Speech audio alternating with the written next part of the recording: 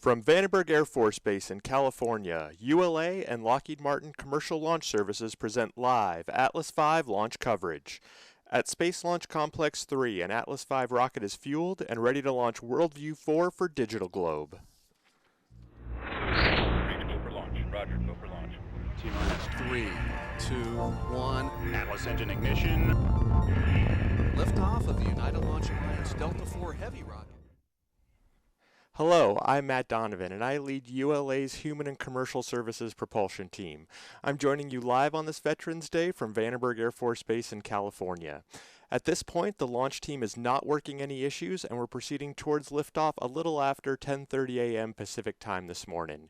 We'll have a 15-minute launch window to accomplish today's launch. The launch count is currently in a planned 30-minute hold. There are 2 planned holds in our nearly 7-hour launch count. The holds give our team additional time to resolve any issues prior to entering the terminal count. A few guests will join me later in today's show, including Digital Globe's Tanir Kadanes. Among other things, Tanir and I will discuss Digital Globe's imaging capability and how they assisted firefighters here at Vandenberg as they coped with a series of wildfires. I will also be joined by Sydney Owens from satellite maker Lockheed Martin.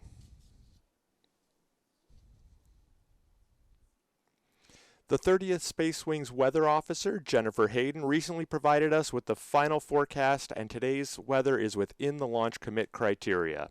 Our probability of violating launch constraints is 0%, ground winds out of the southeast at 5 to 8 knots, and the temperature here is 72 degrees Fahrenheit. With that very favorable forecast, we are proceeding towards a planned T0 of 10:30 and 33 seconds Pacific time.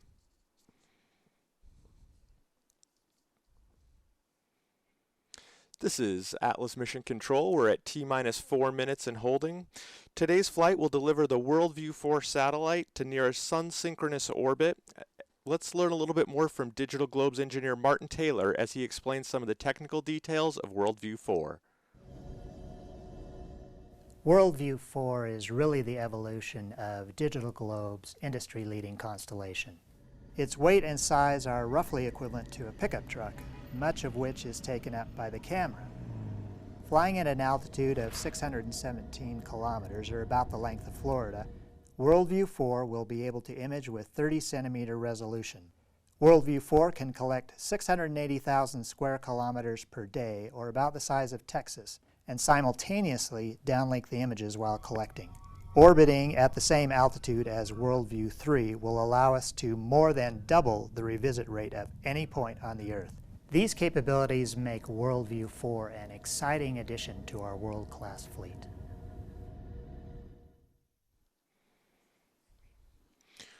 WorldView-4 is the 66th Atlas V mission and the 112th ULA flight. This morning's mission uses the Atlas V 401 configuration. The rocket is built in Decatur, Alabama and Harlingen, Texas, and the Atlas V in its 401 configuration has a booster powered by the RD-180 engine, a Centaur powered by the Aerojet Rocketdyne RL-10C1 engine, and a 4-meter diameter fairing. Today's count began earlier with rollback of the MST.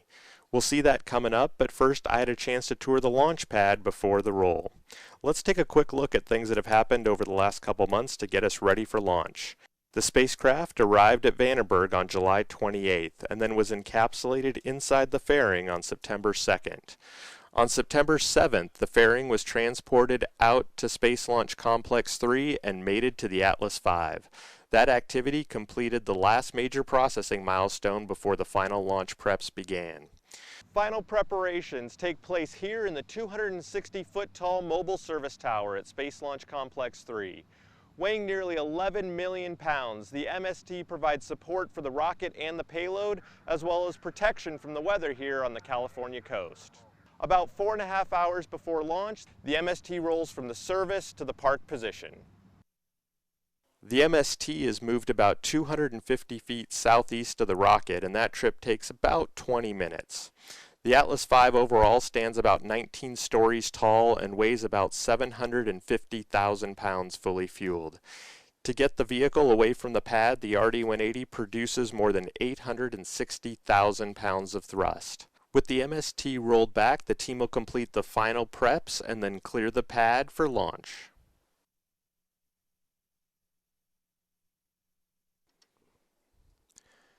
Today's flight will deliver WorldView-4 and 7 CubeSats, known collectively as Enterprise, to orbit. The rocket will take a southwesterly heading away from our launch pad here at Vandenberg Air Force Base.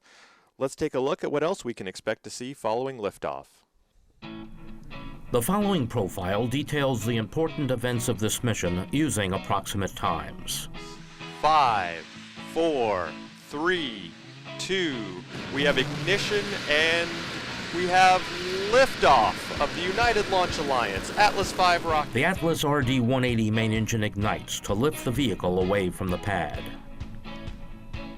Shortly after liftoff, Atlas begins its initial pitch, yaw, and roll maneuvers to attain the proper ascent profile and minimize aerodynamic loads. The Atlas V reaches Mach 1, the speed of sound, at 79 seconds. At 87 seconds, the vehicle experiences maximum dynamic pressure. Approaching booster engine cutoff, the Atlas V is burning propellant at the rate of 1,600 pounds per second, traveling at approximately 8,700 miles per hour, and located 77.5 miles in altitude and 140 miles downrange. Booster engine cutoff occurs approximately 4 minutes after liftoff. 6 seconds after booster engine cutoff, the booster stage is jettisoned. The first Centaur main engine start takes place 10 seconds after booster separation. The payload fairing is jettisoned 4 minutes and 27 seconds into the flight. Centaur main engine cutoff occurs at 15 minutes and 36 seconds. At 19 minutes 15 seconds, Centaur releases WorldView-4 for digital globe. At 2 hours 12 minutes, the first of 4 CubeSat deployments begins. The second deployment occurs at 2 hours 15 minutes, followed by the third at 2 hours 22 minutes, and the final deployment at 2 hours 25 minutes.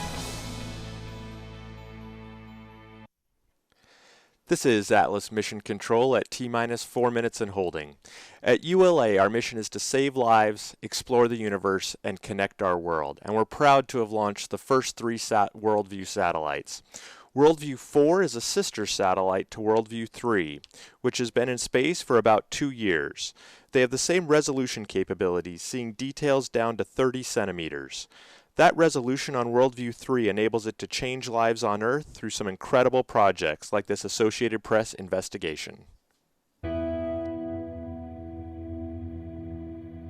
There's a perception that slavery is something that's just in the past, part of our history books.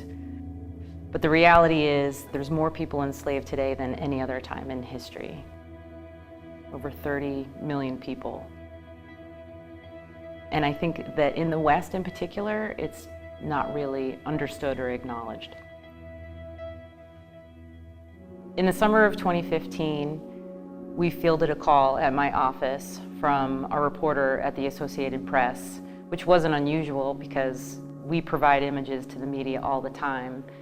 But this story, we knew immediately this story was different. Martha Mendoza, the reporter, and a team were working on a months-long investigation to expose the extent of the exploitation of human beings in Southeast Asia in the fishing industry. Men are tricked into working on these boats, and they're essentially enslaved for decades.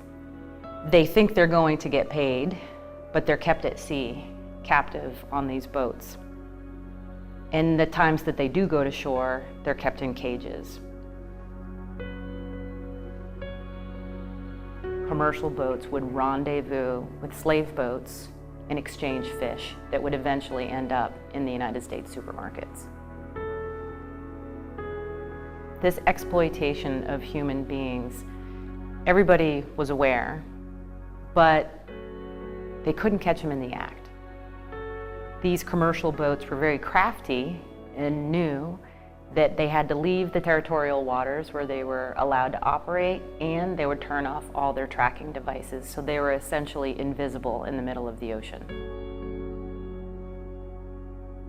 Martha and her team had a body of evidence based on ground information, people that had actually escaped from slavery.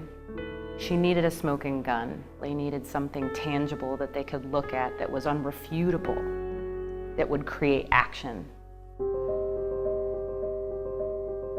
We own and operate satellites and ground infrastructure. An entire system that allows us to see any spot on the surface of the Earth against very short timelines at very high resolution. We knew we needed the best ammo that we could put against this problem, and that required the best satellite we had. We actually put WorldView-4 on the task because it required 30-centimeter imagery to actually meet the needs of the mission. Martha and her team were doing a good job of narrowing the search space that we should be looking at, given that they were hiding in the middle of the ocean. And so we were tipped off in terms of the direction that they were going in, but we still had a really wide area to look at. So what we had to do was guess. When the satellite came overhead, that initial review, we came back with nothing, and it was empty ocean. So we tried again. The second collection came in, our analyst looked at it. We knew we had the shot.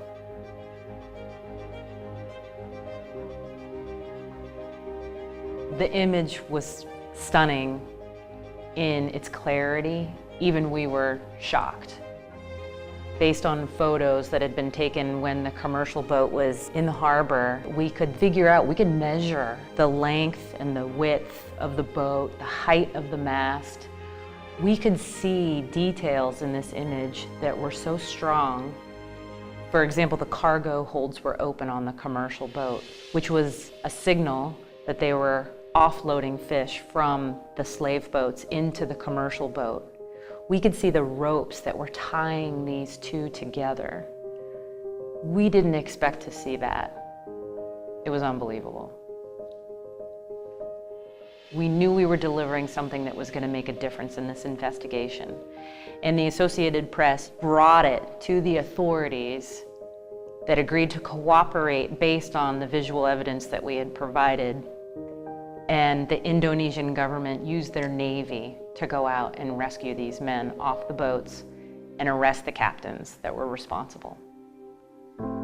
Because of this team's investigation, there was the immediate release of the men that were on those boats. But almost more importantly, the level of awareness that went up around that rescue actually cascaded into more rescues of more men.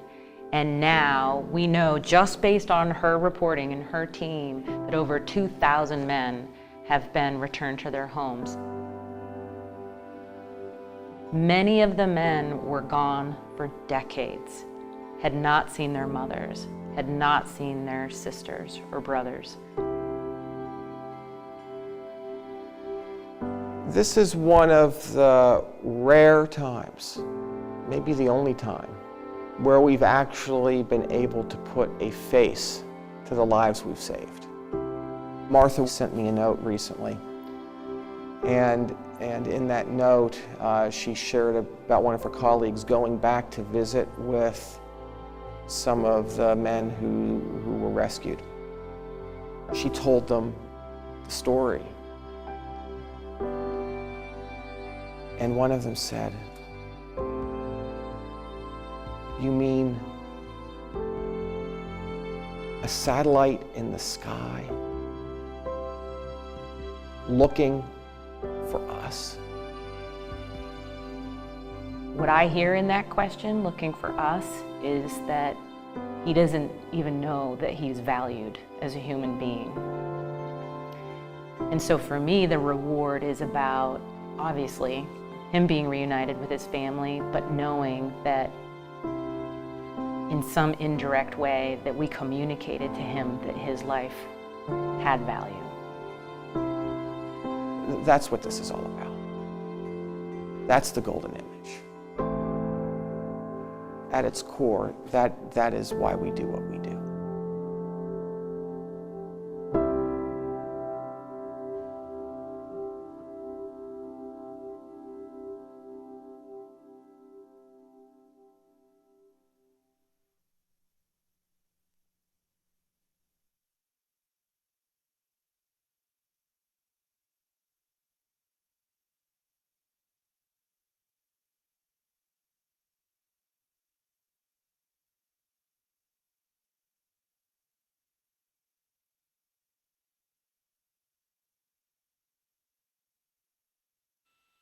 This is the LC on Channel 1 with terminal count briefing.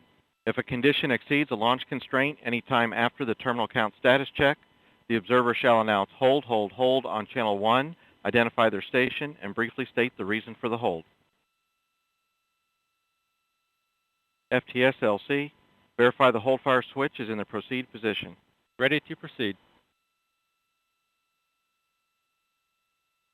Flight control, perform launch on time verification. Roger. Launch on time verified. Roger.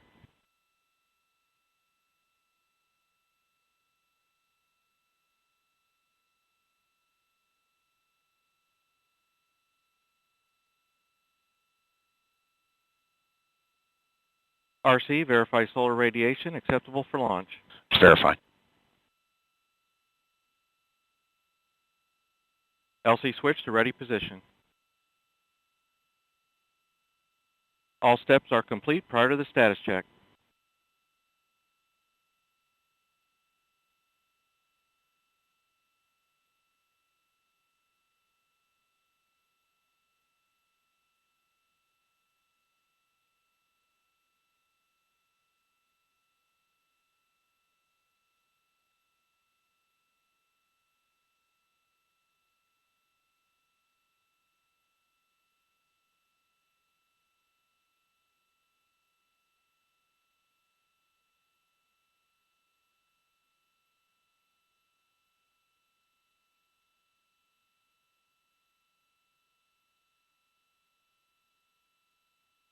Four minutes to clock restart.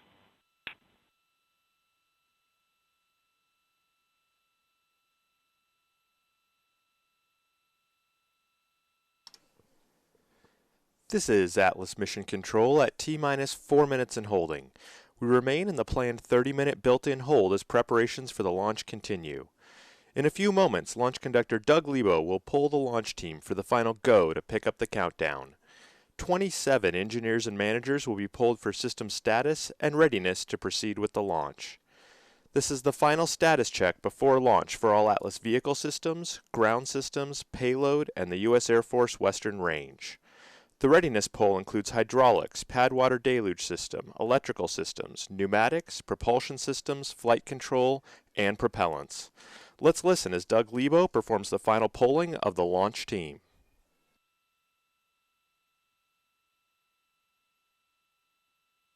Status check to proceed with terminal count.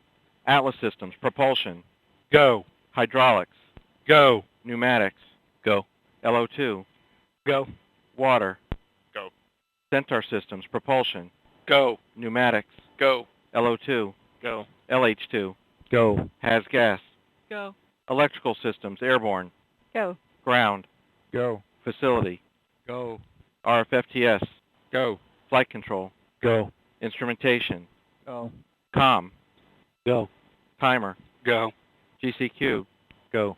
Umbilicals. Go. ECS. Go. Facilities. Go. Redline monitor. Go. Quality. Go. Op safety manager. Go. ULA safety officer. Go. Vehicle system engineer. Go.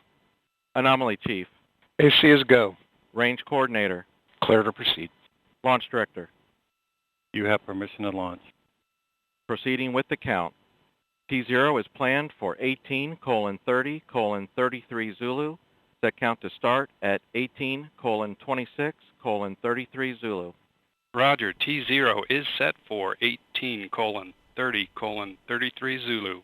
Count will start at 18:26. Polling is complete and the team has given the go for launch.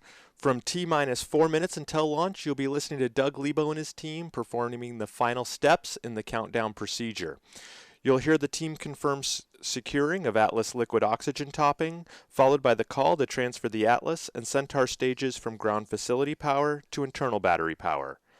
At T-minus 1 minute 55 seconds, the team will command the launch sequencer to start, followed shortly by securing the Centaur liquid hydrogen and liquid oxygen topping activity.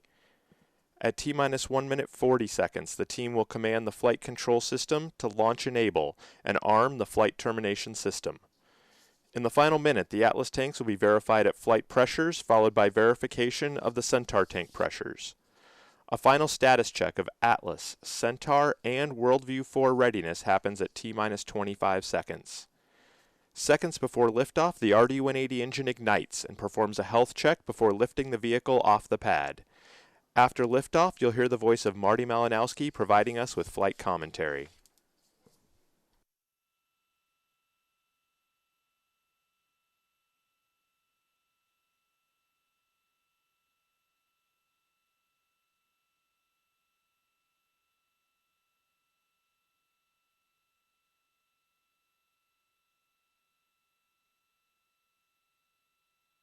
On my mark, the time will be T-minus 4 minutes and counting. 3, 2, 1, mark. T-minus 4 minutes and counting. 3:55. Ground power is enabled. The countdown clock has resumed, and we are go for launch at 10:33 Pacific Time.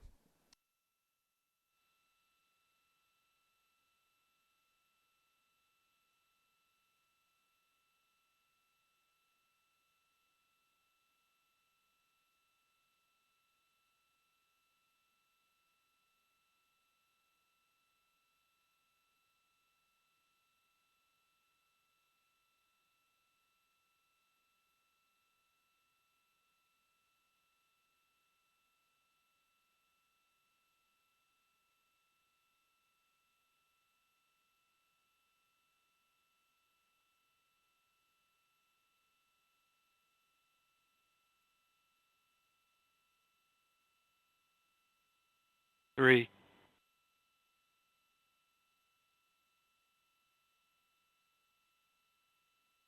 Securing Atlas LO2 topping. 250. Atlas tanks to flight pressure. FPS internal.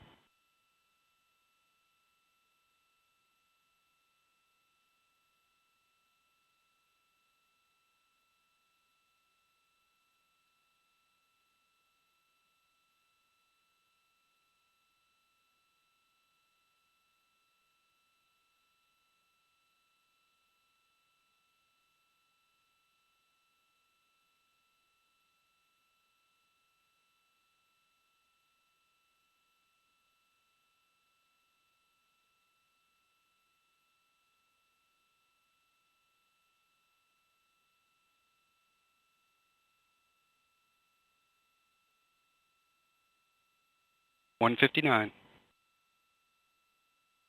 Vehicle internal. $155. Launch sequencer start.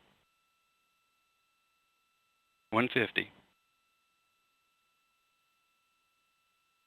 Securing Centaur LH2. Securing Centaur LO2. $140. Launch enable. $137. FPS armed. T-minus 90 seconds, the launch vehicle, payload, ground systems, and western range are go for launch. 120. Orca's armed. FCS count started.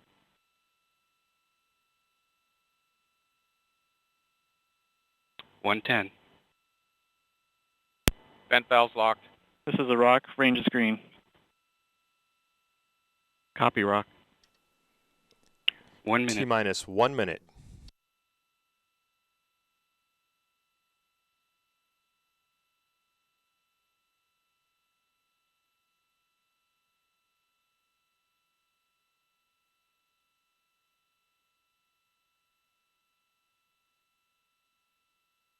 $40. Stable at step 3.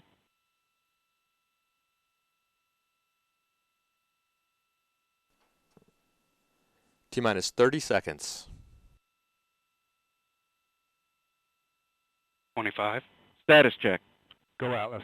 Go Centaur. Go WorldView-4.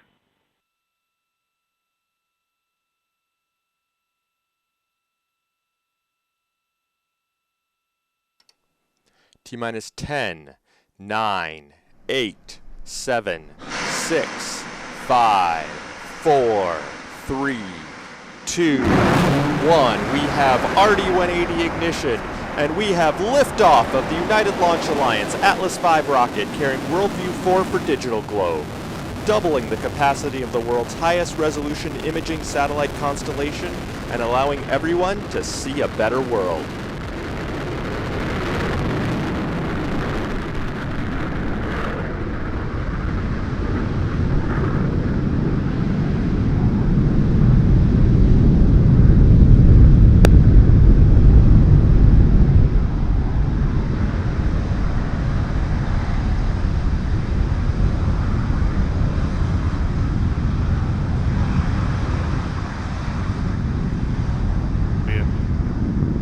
Loss of data now has resumed, currently completing the pitch yaw roll program. You're hearing the voice of Marty Malinowski And providing pitch yaw launch roll vehicle program ascent has data. been now flying the zero angle back phase of flight.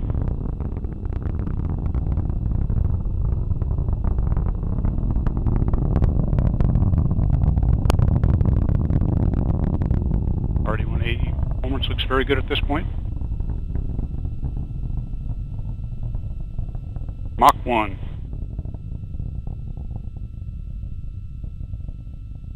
Up on maximum dynamic pressure. Now have passed max Q. RD-180 performance continues to look good. Body rates are controlling down the middle.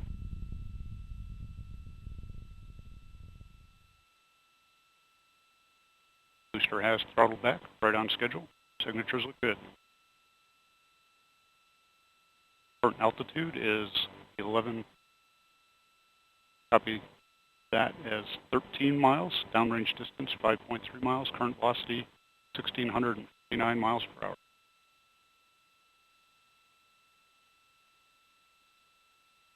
RD-180 continues to perform well. Injector pressures look good, as well as M2 pump speed. LH2 tank vent is underway. Have begun Q-alpha limited steering at this point, and the vehicle is now 50% of its liftoff weight.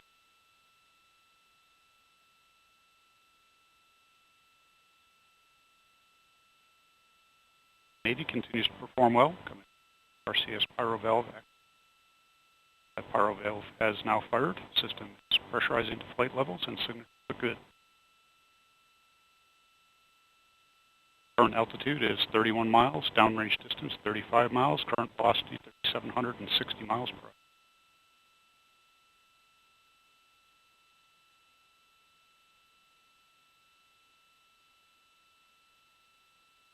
And we've completed the Q-alpha limited steering at this point. Body rates continue to look good.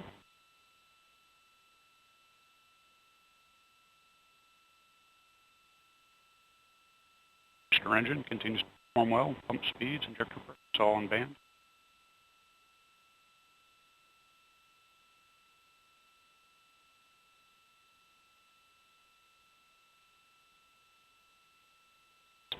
Booster is now 1/4 of its liftoff weight.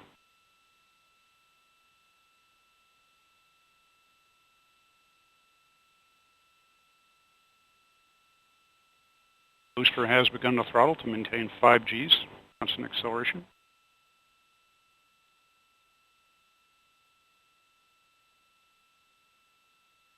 Phase cooldown is underway. Now begun throttling to 4.6 Gs in preparation for go. Boost phase cooldown is complete.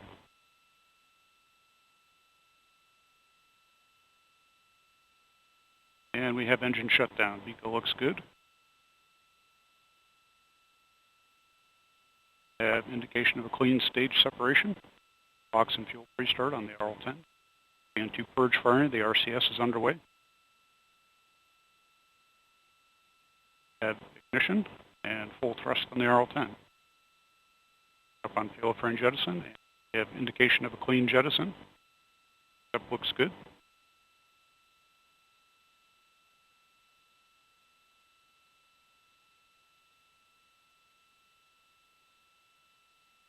Current altitude is 133 miles, downrange distance 263 miles, current velocity 9,768 miles per hour.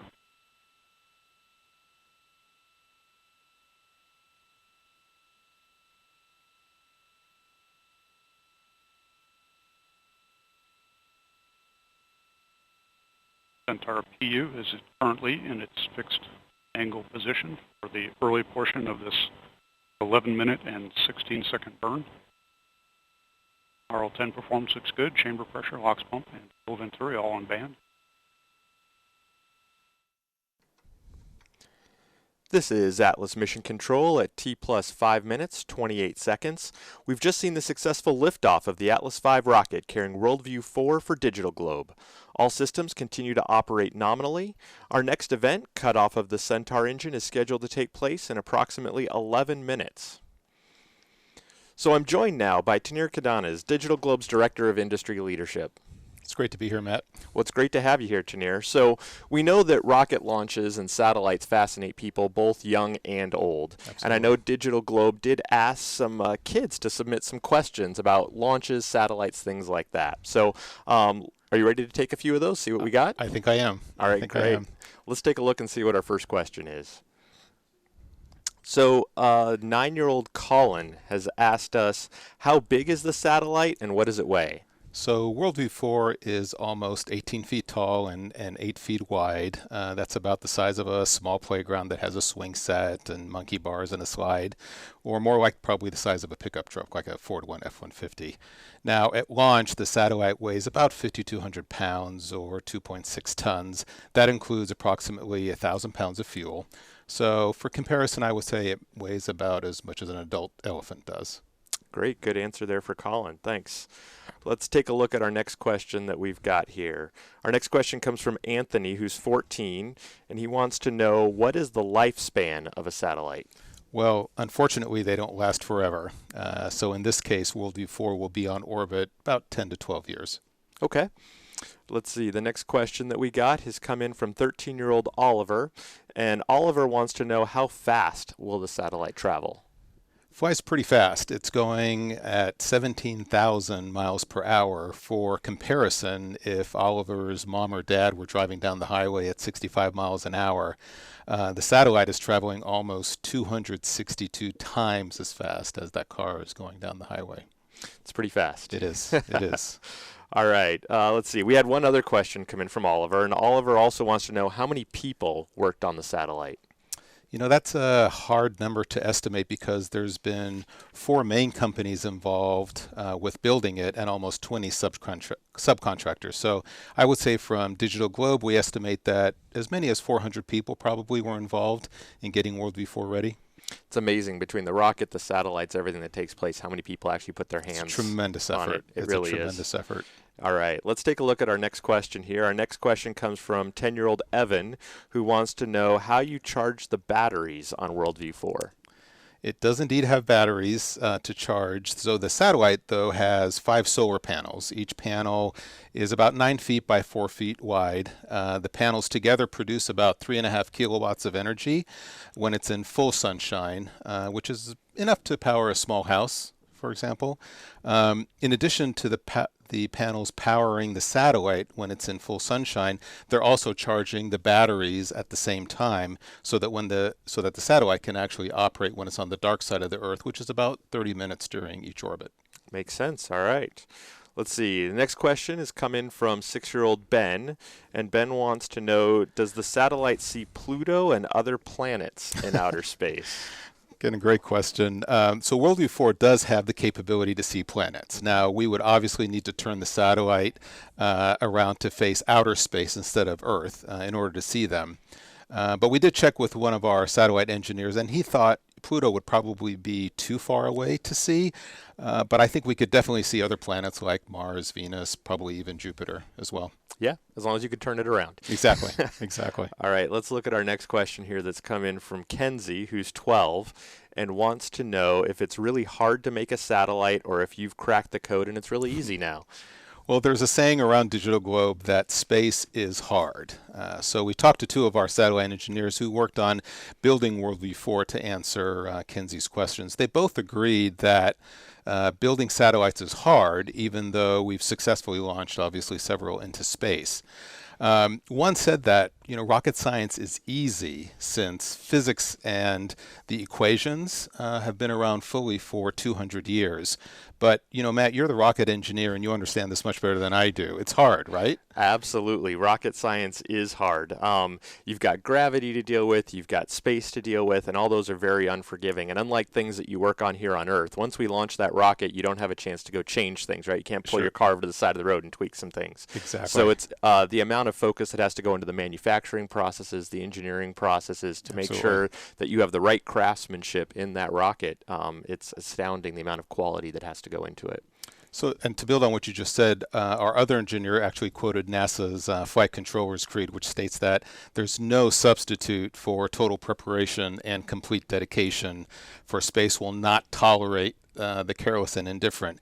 And he said that, this is still true, even though we have so much more technological advancement these days. Absolutely. We do these one at a time, and each one has its own unique challenges. Exactly.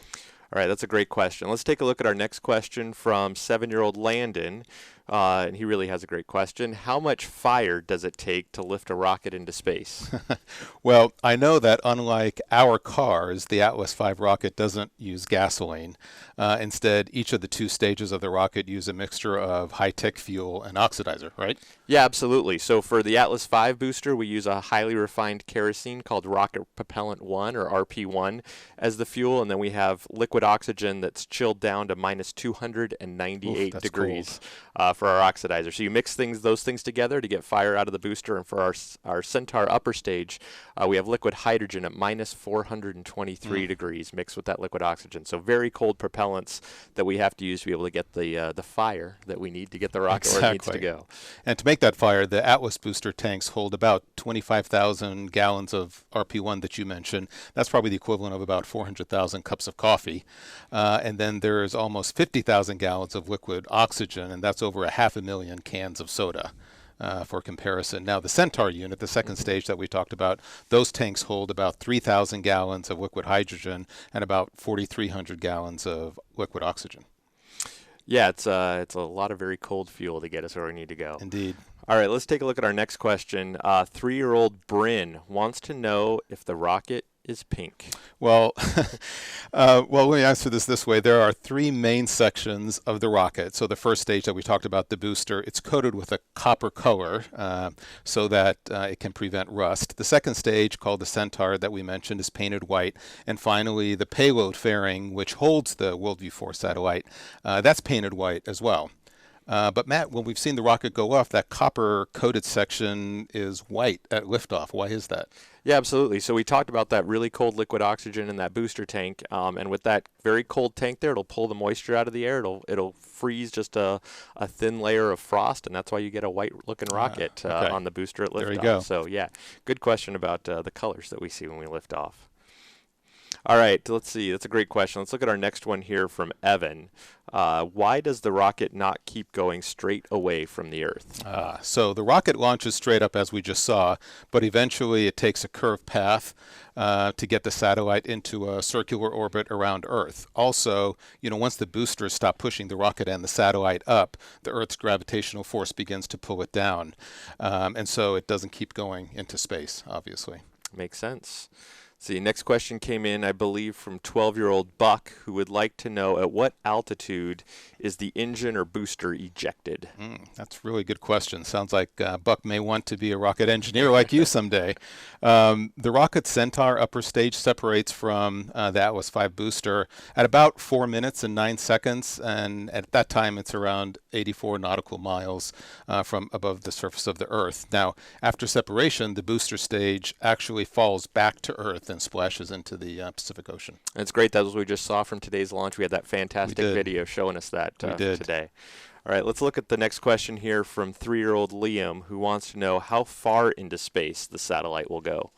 So the satellite will orbit 383 miles above the surface of the Earth. For comparison, I think we saw this earlier in the video. That's like driving from one end of Florida to the other.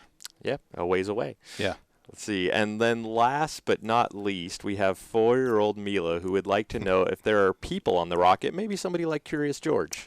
Well, nope. Sadly, Curious George isn't on board, and neither is probably the man with the yellow hat. That's too bad. I know my my 6-year-old son would think that'd be pretty interesting. Yeah. So, Tanir, thank you so much. Great job answering those questions. Thanks, Matt. That was really fun. It really was.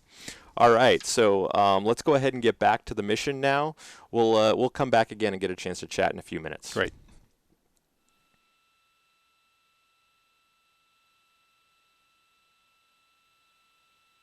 Had some momentary data recovery there. Levels look good. Still in a blackout at this point. At this point, Centaur should be orbital. Data has resumed. RL-10 performance, very good. Audio rates going down the middle. Main engine, let's listen in to Marty On Malinowski. MECO.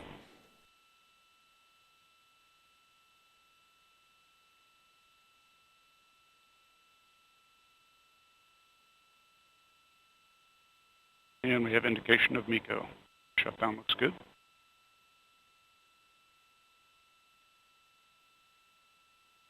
Have gone to 4S settling. Done the turn.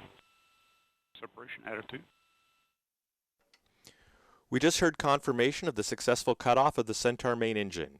Our next event is WorldView-4 separation, scheduled to take place in about 3 minutes. Once again, here's Marty Malinowski.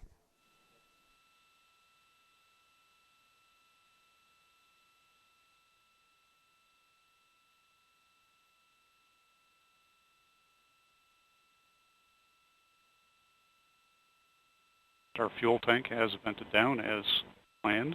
Levels are stable at this point.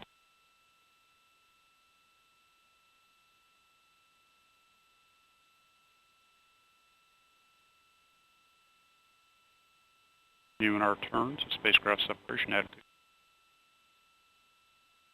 Auto pressures are stable. Batteries are as well.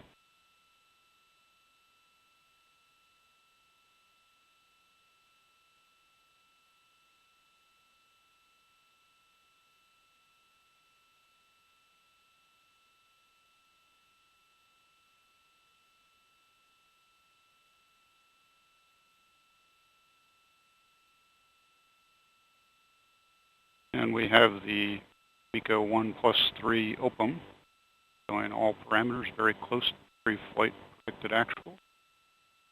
Right on schedule for the planned orbit.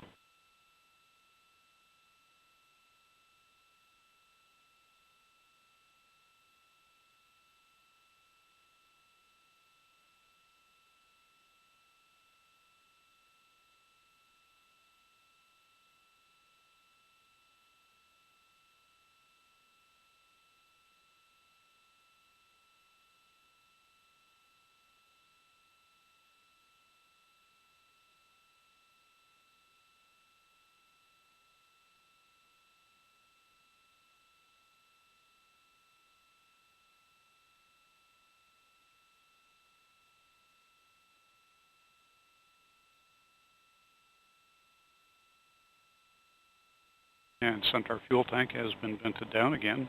Levels are stable.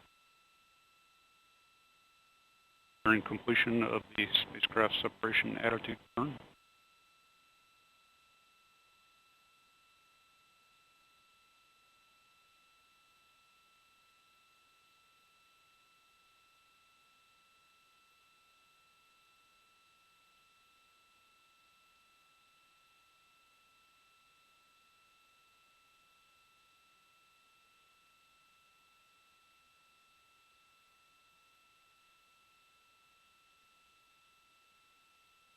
And we have completed the turn to spacecraft separation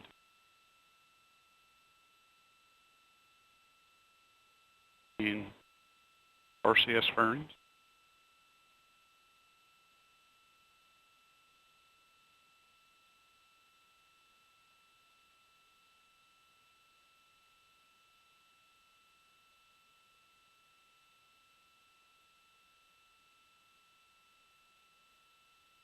And we have indication of spacecraft separation.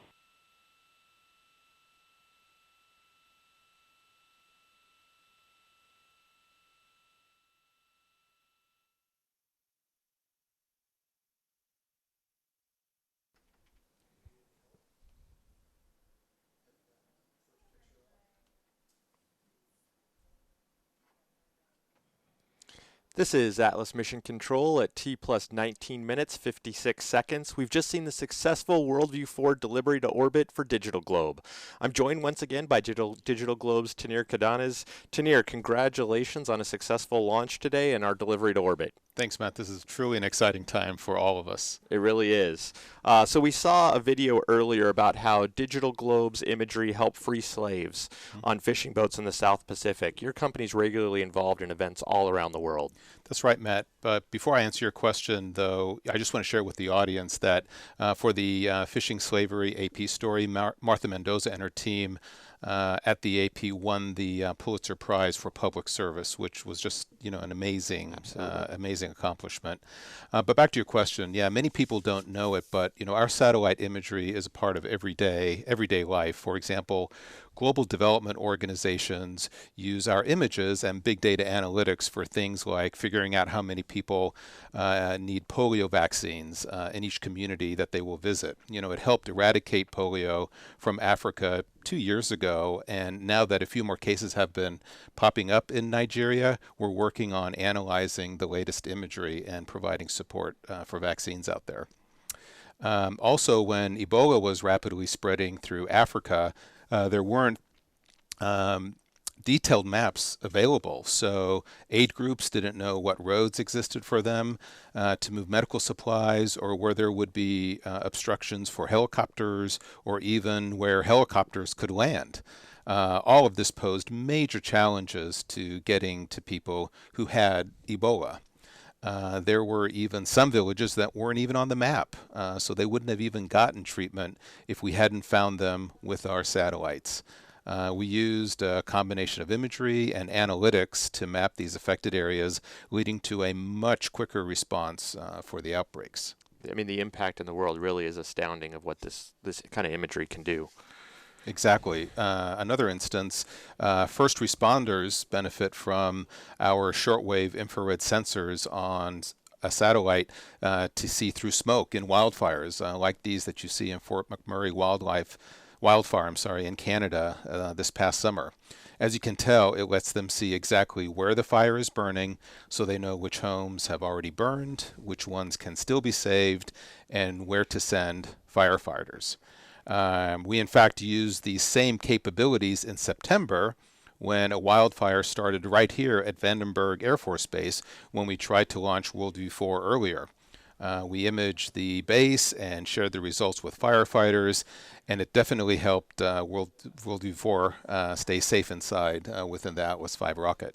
Yeah, we were both here just a couple months ago and saw the impact of that wildfire, and it's amazing to see those images that we're able to keep launch pads and people safe throughout that whole experience. In addition, this past summer, our satellite constellation was imaging Rio de Janeiro on a daily basis ahead of the Summer Olympics in preparation for security teams to have the best materials for planning potential responses.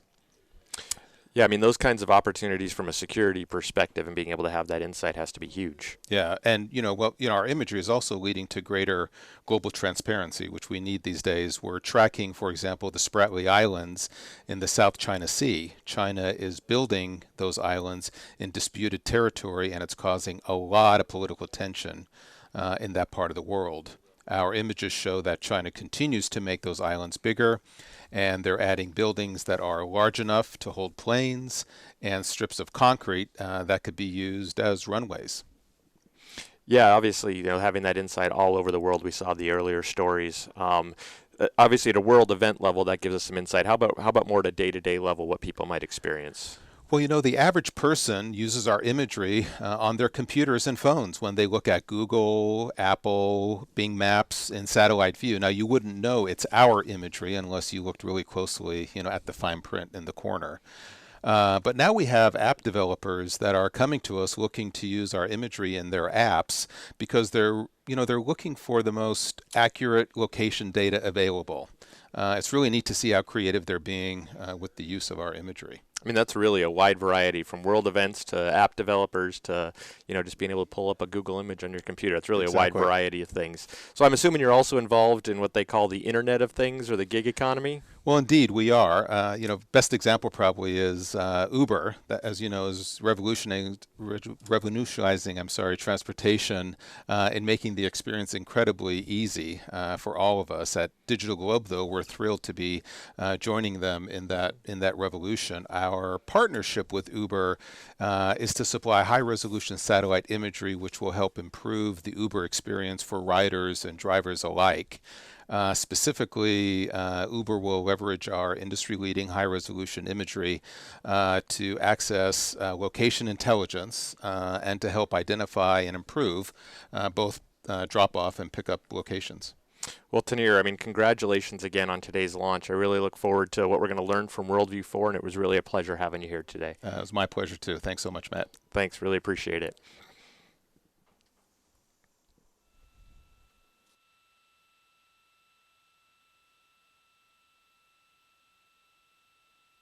And Centaur fuel tank pressures are vented down again.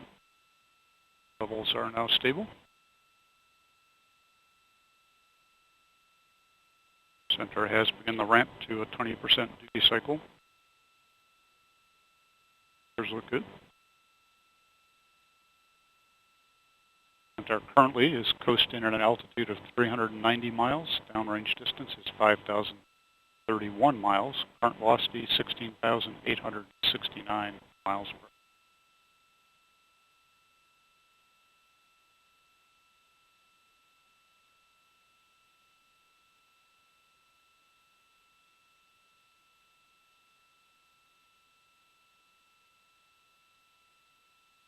Centaur has begun the turn to negative velocity aligned attitude.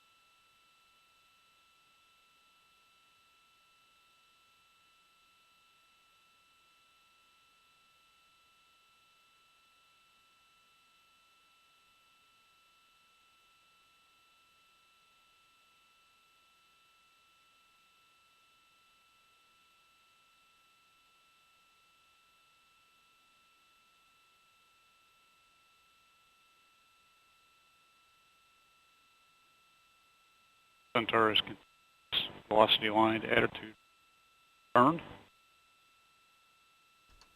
Next segment will be the start of a AC roll. This is Atlas Mission Control at T plus 27 minutes, 53 seconds. Moments ago, an Atlas V rocket successfully delivered Digital Globe's WorldView-4 to near sun-synchronous orbit. Lockheed Martin Space Systems played several roles in today's mission. WorldView-4 was produced by the Commercial Space Division, and the launch service was procured through the Commercial Launch Services Group. I'm joined now by Sydney Owens from Lockheed Martin. Sydney, welcome and congratulations. Thank you. Thanks for having me. This is obviously a big day for Lockheed Martin with a role in both the satellite and the launch. What's it been like for you? It's just exciting to get to see the launch. It's an exciting and proud day for the whole team that was a part of it. Yeah, absolutely. So I understand you have a couple videos that are going to highlight the roles of some different people in at Lockheed Martin and how they've contributed to the launch. Exactly. So the first one we have is from Nate Jones. Today he's working behind the scenes. He takes the data that we get back from the satellite and converts it into the animations that we see on the broadcast. Great. Let's take a look at that. My name is Nate Jones. I'm a mechanical engineer at Lockheed Martin. I'm a mechanical engineer, but I get to blend this visual storytelling element into the work that I do. And part of that manifest itself in this live telemetry and converting that to a visualization of launch vehicles and satellites. For the upcoming WorldView-4 launch, we'll be working with ULA and getting data from them, processing the data, and creating in real time a visualization of the rocket and the WorldView-4 satellite. It's very cool creating something that nobody can actually witness during the launch event, and that's actually where the value really comes into play. One of the most challenging parts is having the correct information and doing it in real time so that whoever's working the launch, the decision makers, have relevant information and they have it when they need it. If WorldView-4 could take any picture on Earth, for me, I have a passion for music. I would love to see a picture of Red Rocks, which I don't think I've ever seen from space. Well, except on Google Earth. Sydney, that's a great perspective, and obviously we were just seeing that animation while we were watching the launch. Do you have anything else to share from the different Lockheed Martin team members and how they've contributed? Yeah, I've got another video from our Chief Systems Engineer on the WorldView program. His name is Michael Jordan. Today he's with the Digital Globe team in Colorado, so he shared some thoughts with us. Great. Hi, my name is Michael Jordan. I'm the WorldView-4 Chief Systems Engineer and Satellite Certified Principal Engineer. So my role is to make sure that we keep the technical integrity of the satellite, so we have mission success in the end and a successful product. I have a lot of favorite parts about my job. I'll tell you about one of them, which I think is more unexpected for me. I give all of the tours to different people who come to see the satellites, and in the beginning I kind of saw it as just an extra thing to do. I wasn't that excited about it, but as I started giving more and more tours, I realized just how exciting it was for people to see a satellite for the first time, especially people who are not from our industry. So when we have people come in and they have no idea what a satellite is or satellite does, and you say, well, have you ever used Google Maps? Have you ever looked at satellite view? And they're like, yeah. And we're like, this is the satellite that takes the picture for Google Maps. And then all of a sudden they're really excited about it. And you start explaining all the different pieces of the satellite. And they walk away and they just have this new appreciation and understanding for how something that they use every day actually gets created. Just keeping the team together, we went into storage for a couple years, and after we came out of storage, I'm just really proud that all the team members, they all have full-time day jobs, and they all come back on the program on the side to make sure that this gets done and gets launched and is successful. Now that WorldView-4 is launching, after 6 years of working on this program, since the proposal in 2010, I'm really excited to see it get up there and start taking awesome pictures. If I could have WorldView-4 take a picture of anything on Earth, it would actually be the team that designed and built this satellite.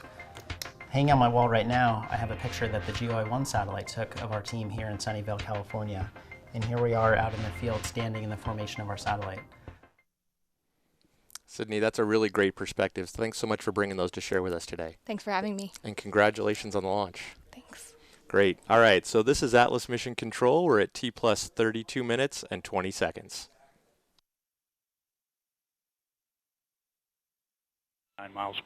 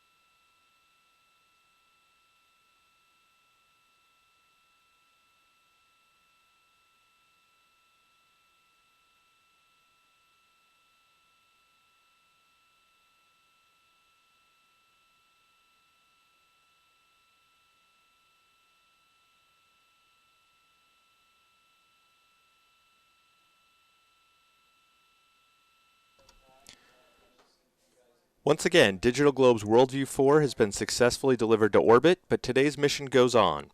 As a reminder, the Centaur upper stage is carrying 7 CubeSats. CubeSats are miniaturized satellites as small as 10 by 10 by 10 centimeters and weighing in at 1.33 kilograms. For missions like today's with extra performance, there's an opportunity for CubeSats.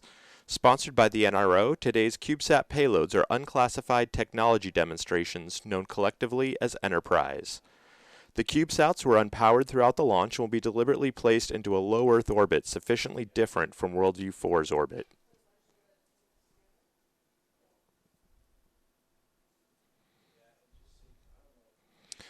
All of our missions take a tremendous team effort, and today's is no different. One unique aspect of today's launch is how many of the companies are based in the state of Colorado. Let's take a quick look at a special message from Colorado Governor John Hickenlooper. Hi, I'm Colorado Governor John Hickenlooper.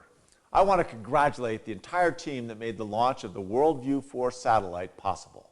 From Digital Globe, who will operate it to collect the highest resolution satellite imagery available, to Lockheed Martin, who developed the satellite, to Harris, who built the camera, and United Launch Alliance, who sent the satellite into space on its Atlas V rocket. This collaboration on the launch and on the satellite is a great example of how Colorado's economy is flourishing, especially in the vital geospatial and aerospace industries.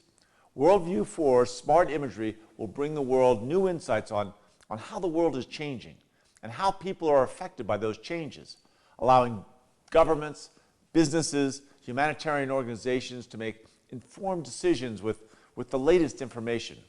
So crack open a WorldView-4 and cheers to a great accomplishment.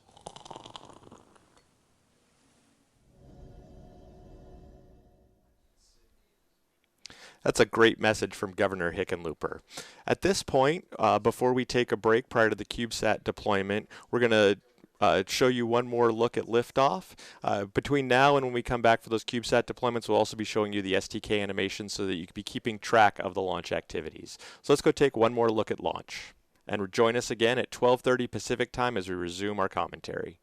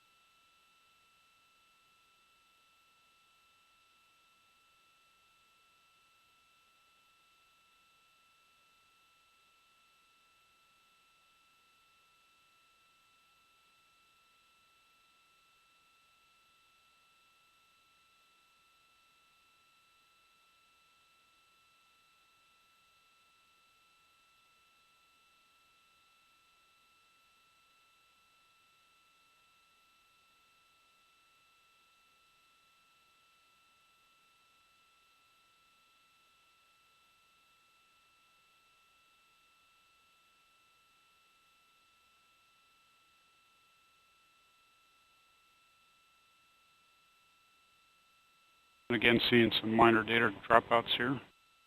It has resumed. All continue to look good.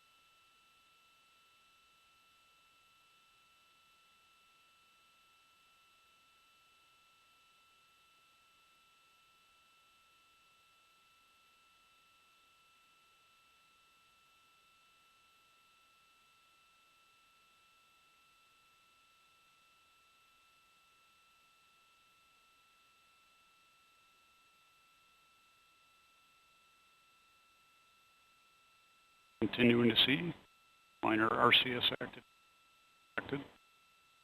Continuing our roll at 1 degree per second. Tank pressures, bottle pressures, and batteries. Very good. Stable. Systems are good.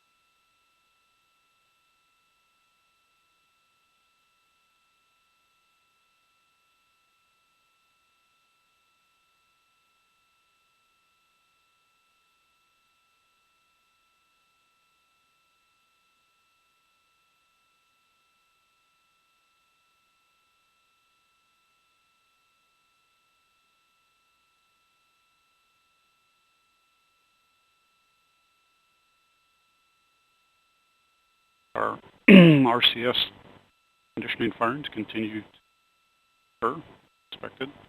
Line temperature, your track bottle temperatures. Pressures, batteries remain stable.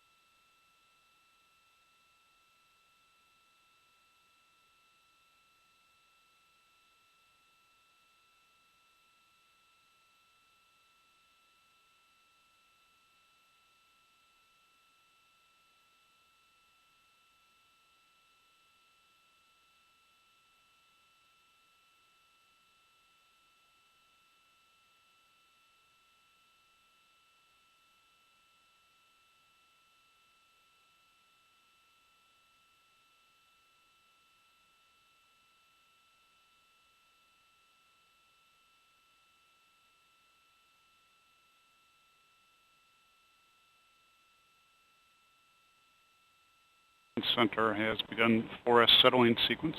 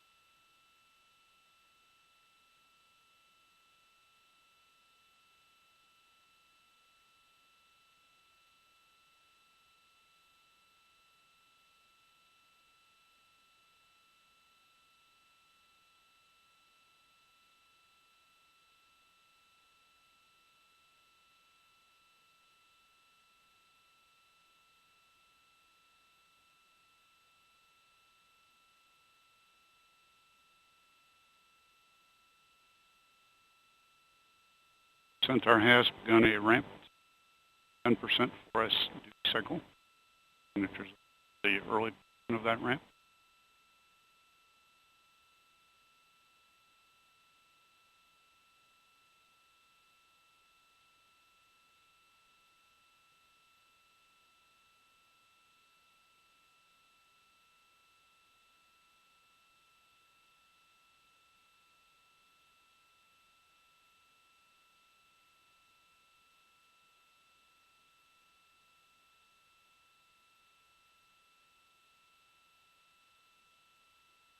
Centaur continues its coast and at altitude of 392 miles. Downrange distance is currently 14,128 miles.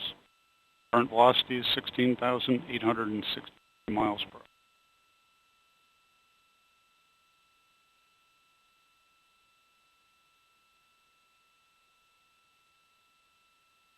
Centaur has completed the 100% 4S settling cycle and has begun a 10% cycle.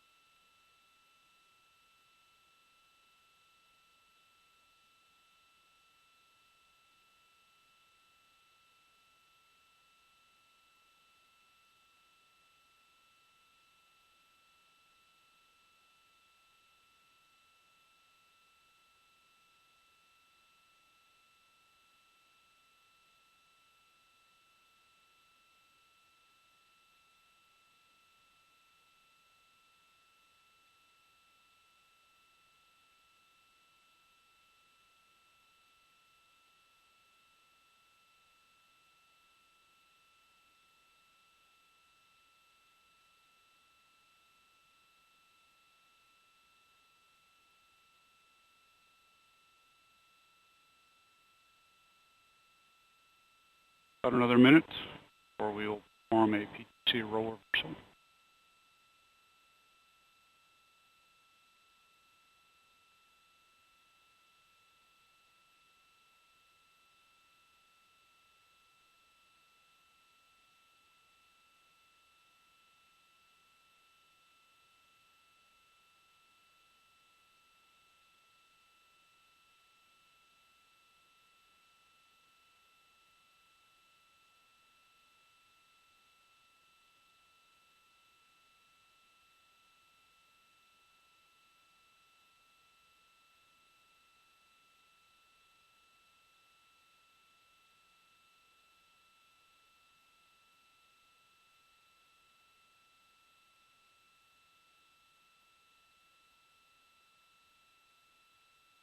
And Centaur has begun the PTC role reversal.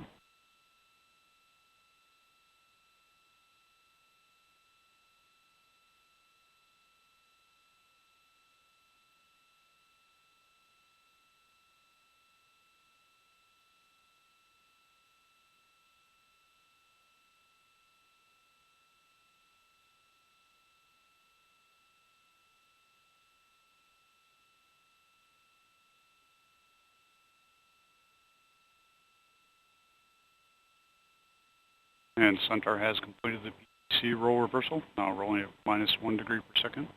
Tank pressures, storage bottles, and batteries remain stable.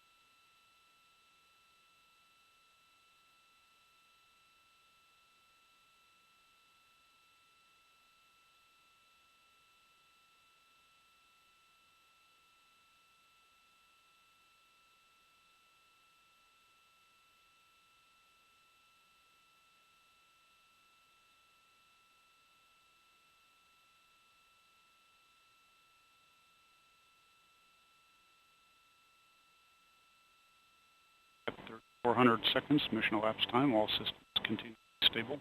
Currently coasting at an altitude of 383 miles. Range distance 4,003 miles. Current velocity 16,885 miles.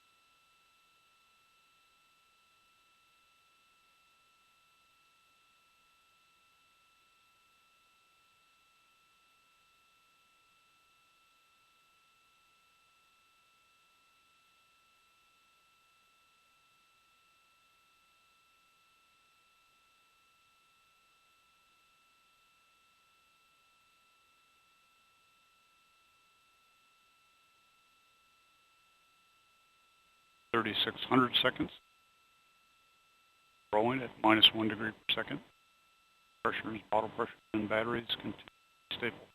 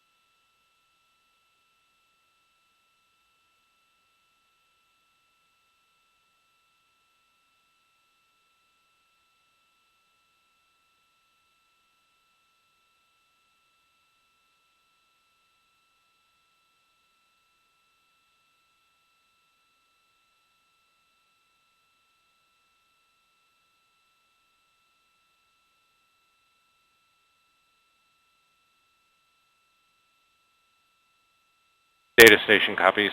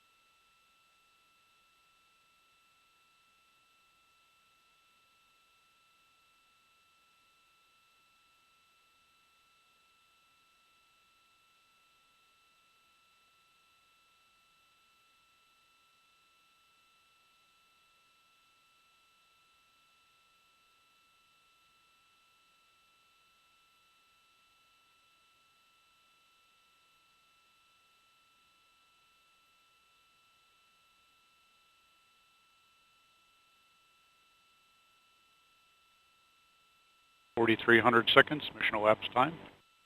See some minor data dropouts, however, data flow is currently very good. Centaur is still rolling at -1 degree per second.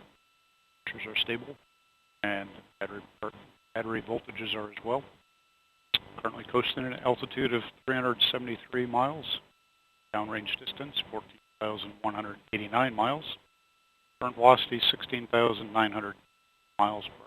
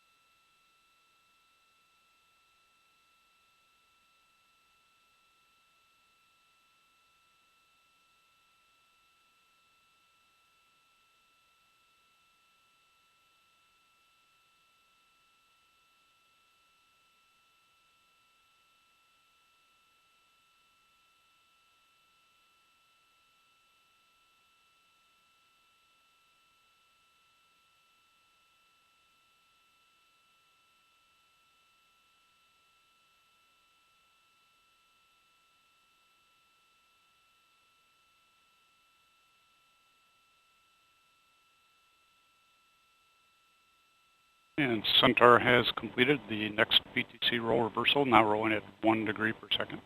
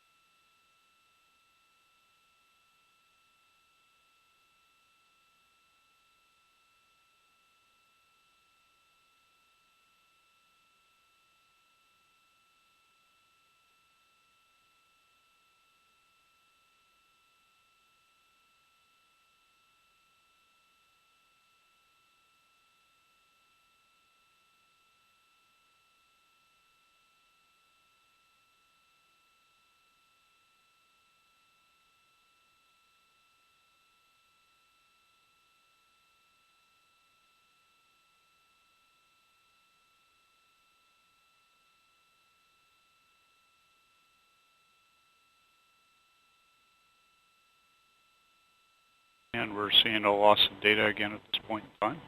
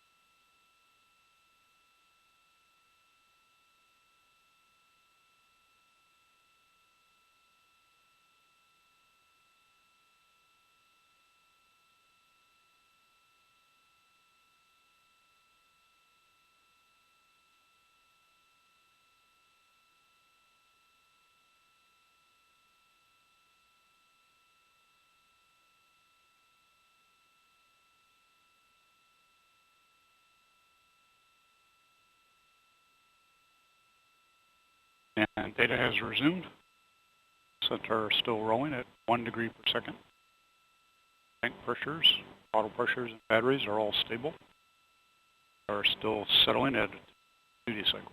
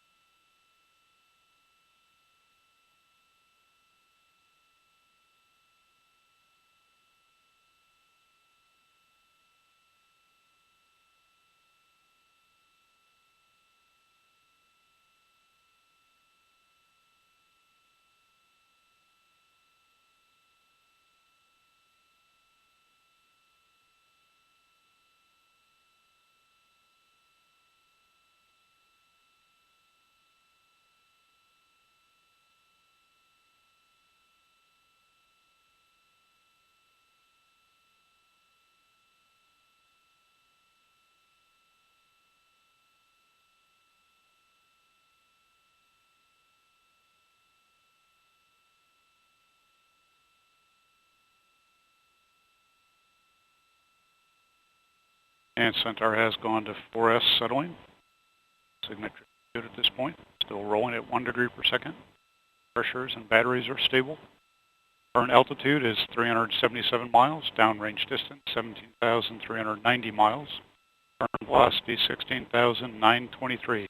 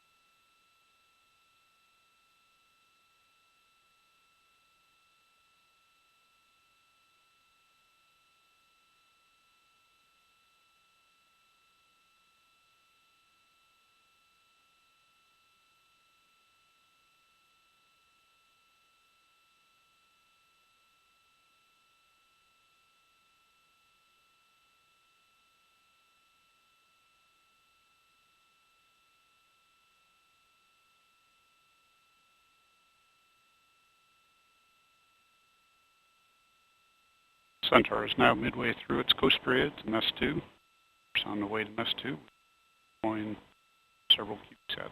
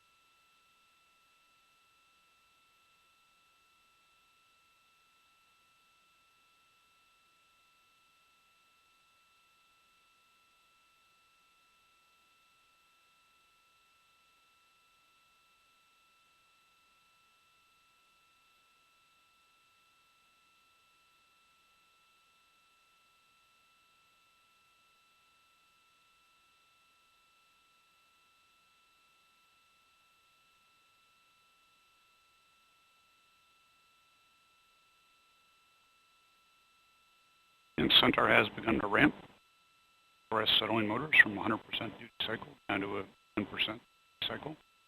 Signatures look good.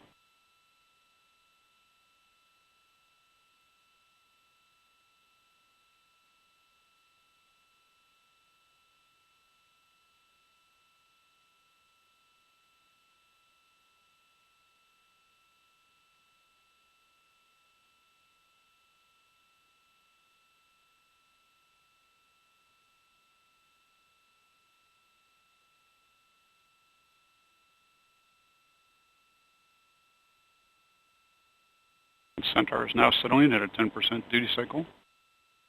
Signatures look good.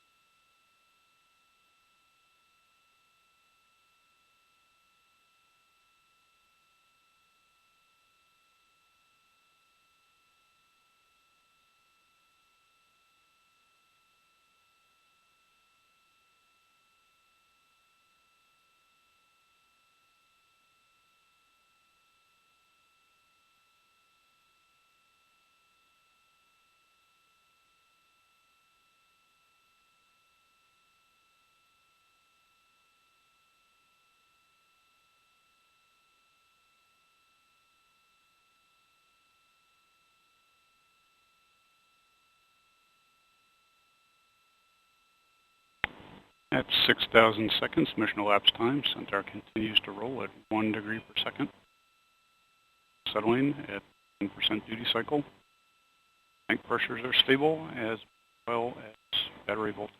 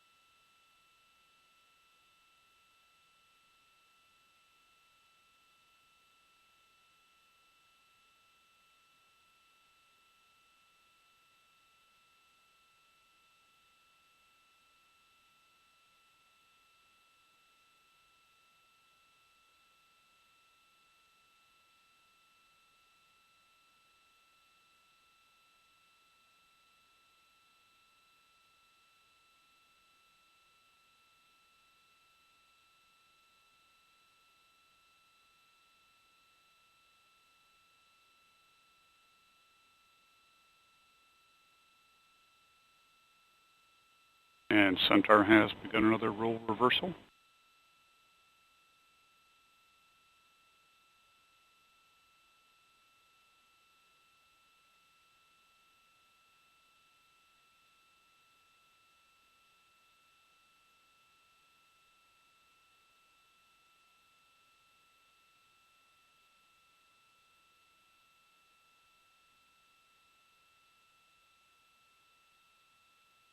Centaur roll reversal is complete.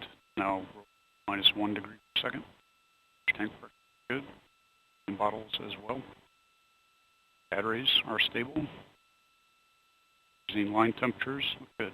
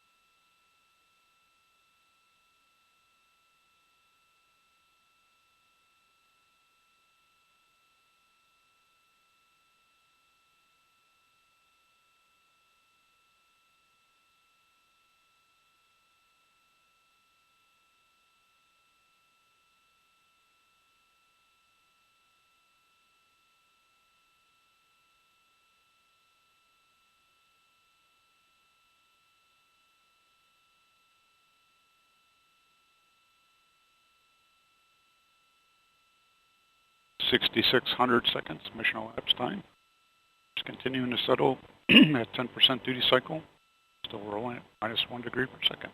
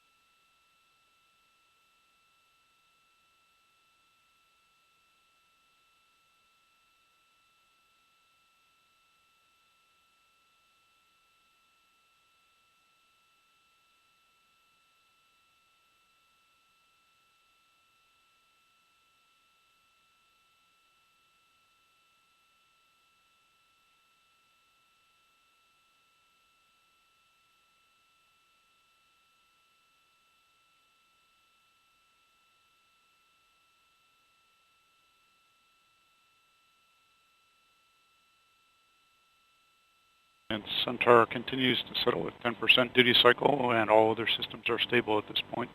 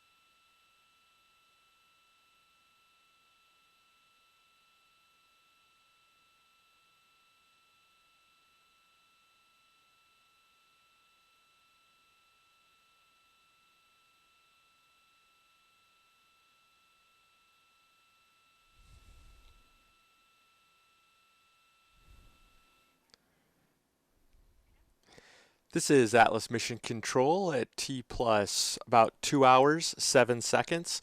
Welcome back to Vandenberg Air Force Base and our live coverage of today's WorldView-4 launch. I'm Matt Donovan. Liftoff occurred at about 10:30 and 33 seconds Pacific time this morning, with delivery on orbit of WorldView-4 for Digital Globe occurring a little more than 19 minutes after that.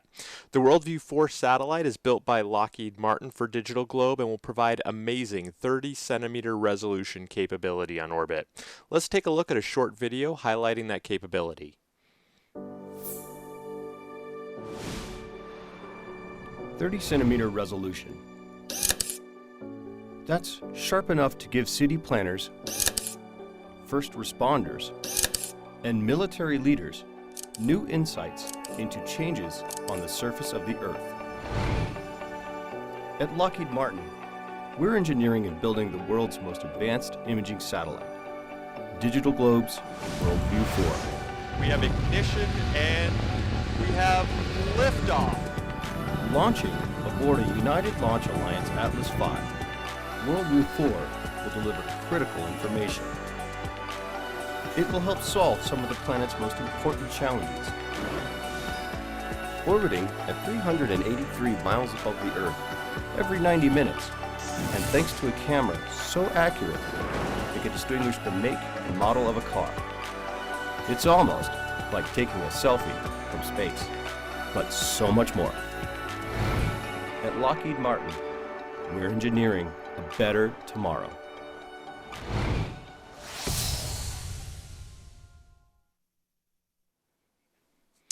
As I mentioned earlier, in addition to WorldView-4, we have partnered with the National Reconnaissance Office to utilize the flight-proven Centaur Aft Bulkhead Carrier, or ABC, to carry the Enterprise payload to orbit, using dispensers provided by TIVAC and California Polytechnic State University.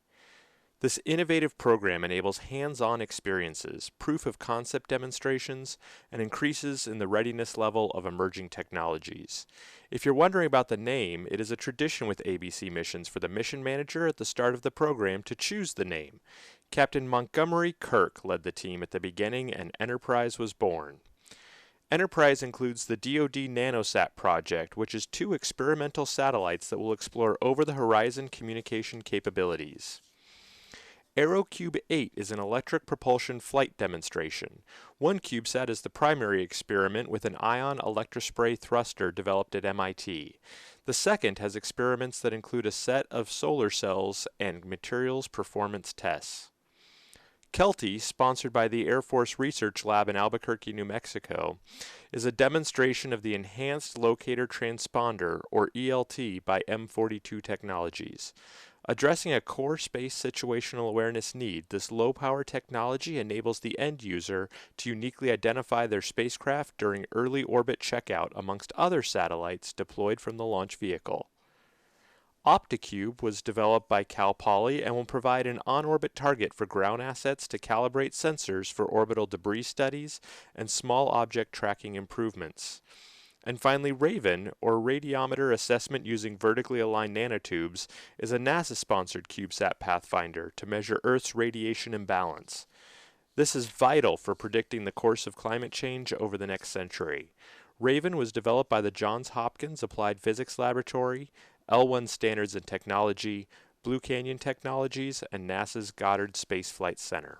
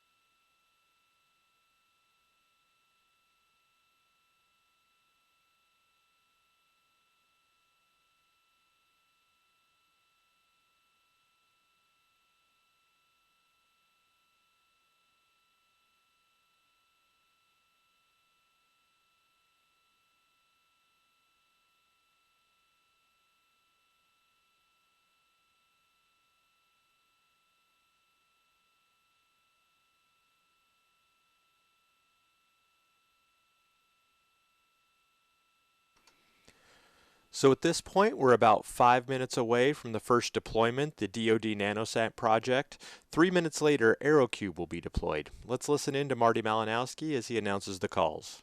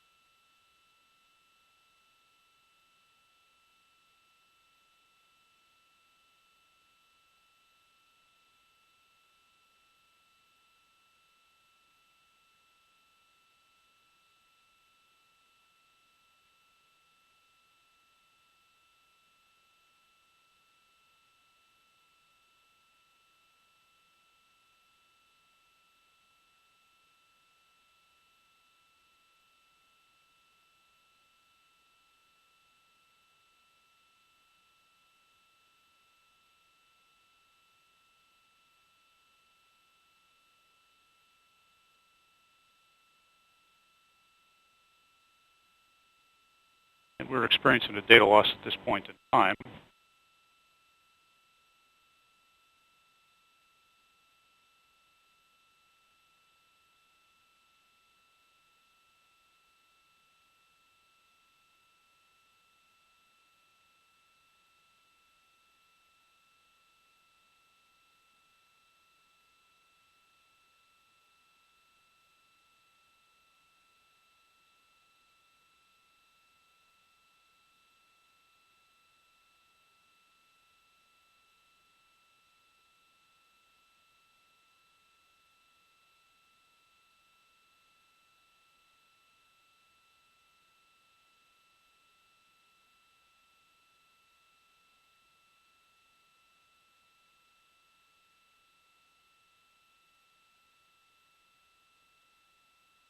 Data looks like it has resumed at this point.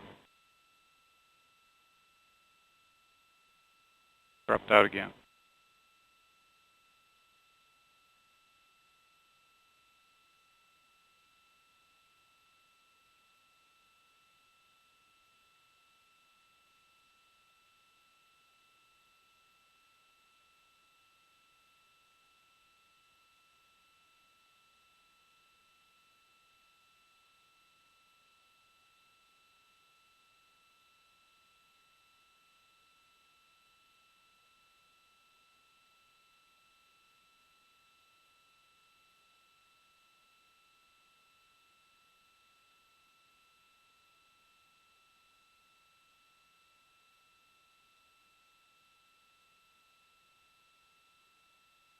It looks like data has resumed.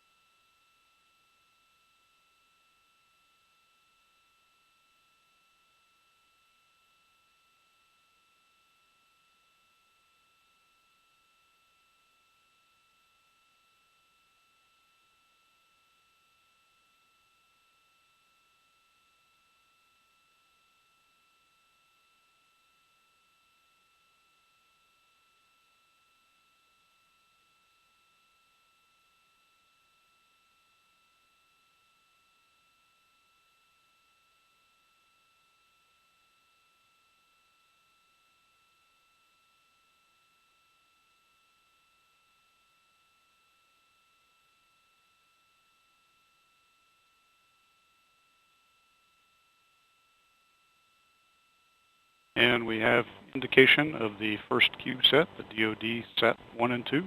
deployment.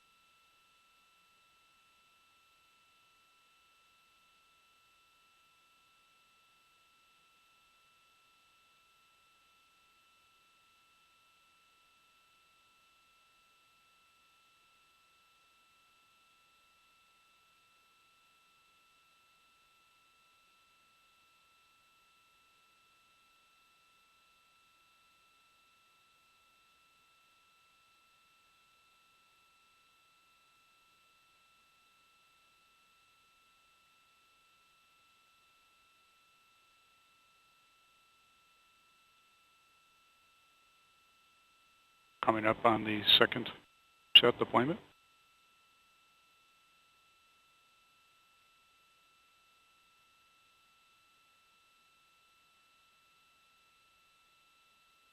And we have indication of AeroCube 8C and 8D deployment.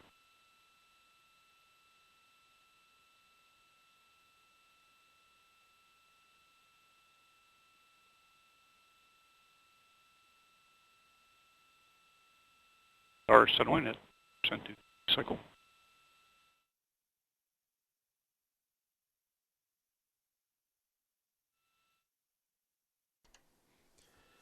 This is Atlas Mission Control at T plus 2 hours, 15 minutes, and 29 seconds.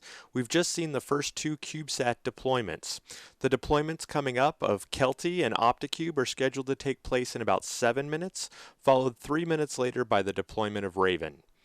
Not including today's payloads, ULA has launched 55 CubeSats, and we plan to continue providing opportunities for CubeSats to get affordable access to space. In fact, this fall, ULA announced the winners of our first ever CubeSat competition for U.S. universities and colleges. Dubbed CubeCore, the program encourages hands-on science, technology, engineering, and experience to motivate, educate, and develop the next generation of rocket scientists and space entrepreneurs. Congratulations to the University of Texas El Paso, the University of Louisiana Lafayette, Purdue, and University of Michigan. These universities will receive free launch slots on future Atlas V missions.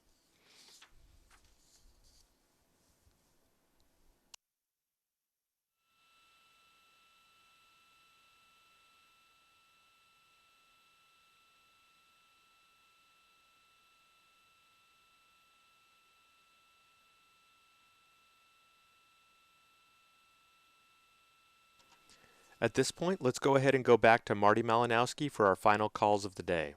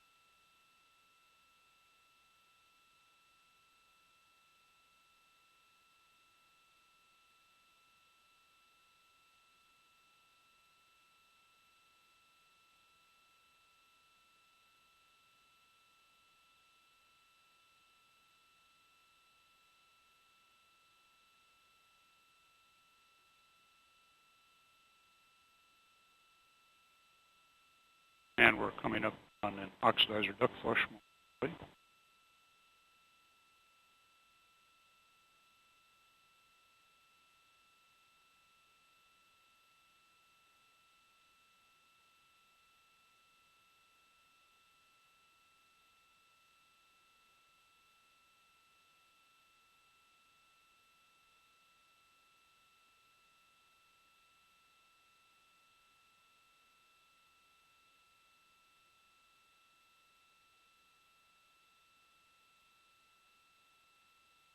And the oxidizer inlet valve is opened and closed. We have full closure based on pump inlet.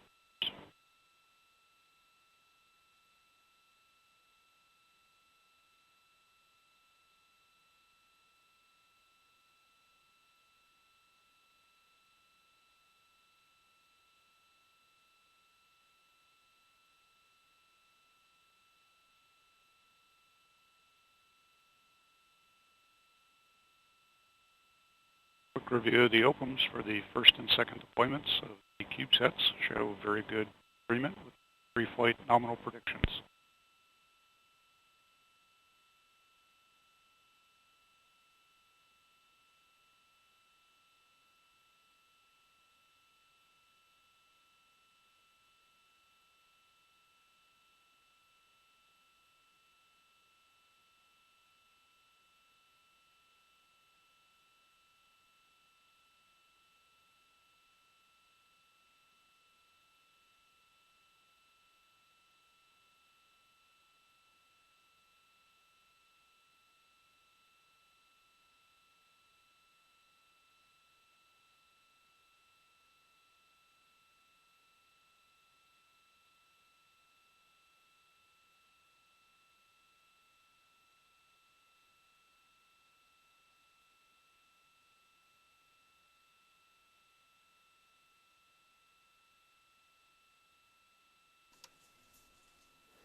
This is Atlas Mission Control at 2 + 20 hours, 49 seconds. You just heard Marty Malinowski reference OPMs and being able to confirm where the CubeSats went there. OPM stands for Orbital Parameters Message, and we're able to gather the location that we believe the satellites were dropped off at, and that orbital parameters message allows us to confirm the location that we launch any satellite to relative to what our pre-flight predictions and mission requirements are. That's why it's always good when Marty's able to confirm that that orbital parameters message indicates that these CubeSats were put in the orbit as intended, and we will verify that for the upcoming CubeSat deployments as well, just as we did for WorldView-4 earlier today.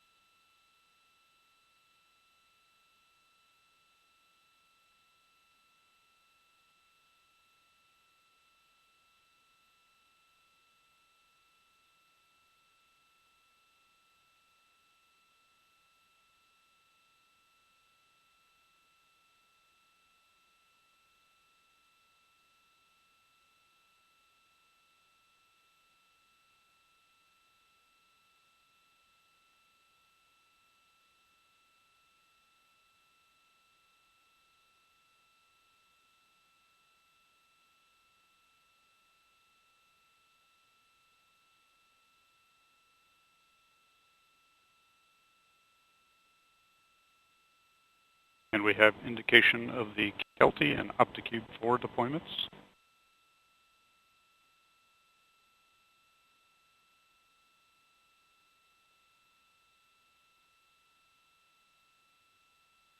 Centaur still settling at 10% duty cycle. Tank pressures remain stable.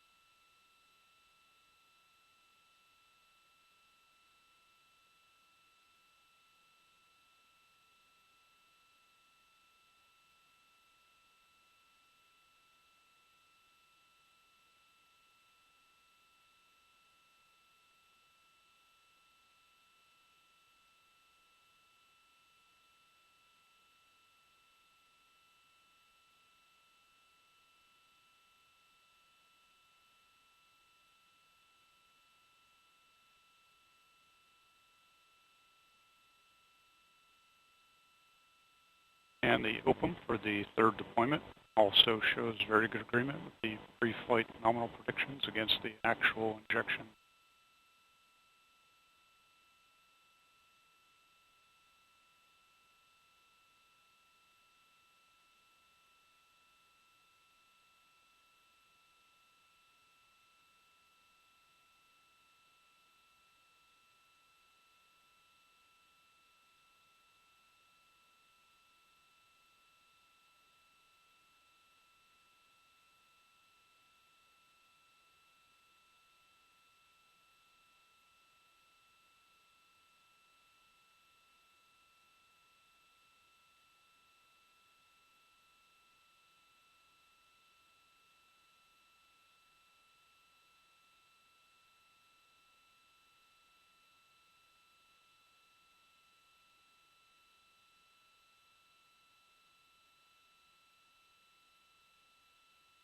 We're coming up on the fourth and final set deployment.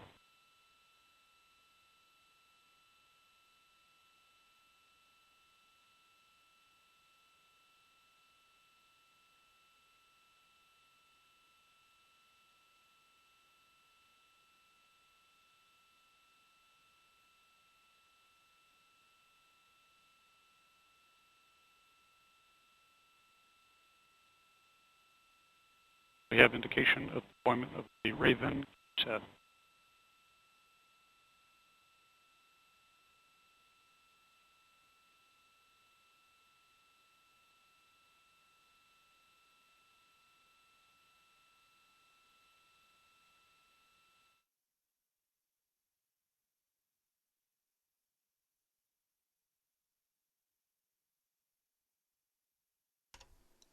This is Atlas Mission Control at T plus 2 hours, 26 minutes, and 29 seconds. We've just seen the successful deployment of the Enterprise CubeSat payload. All 7 CubeSats have successfully separated. Once again, liftoff of the Atlas V occurred at 10:30 and 33 seconds Pacific time this morning, followed by successful deployment of the WorldView-4 spacecraft for Digital Globe into orbit about 19 minutes after that. For more information about the Atlas V or about ULA, you can visit our website at ulalaunch.com or join the conversation on Facebook or Twitter. I'd like to thank Tanir Kadanes and Sydney Owens for their participation in today's show, as well as Marty Malinowski for providing us with launch vehicle commentary. We'll complete our coverage with another look at liftoff. I'm Matt Donovan, and on behalf of the entire launch team, thanks for joining us and have a great day. 5, 4, 3, 2, 1. We have RD-180 ignition, and we have liftoff of the United Launch Alliance Atlas V rocket carrying WorldView-4 for Digital Globe, doubling the capacity of the world's highest resolution imaging satellite constellation and allowing everyone to see a better world.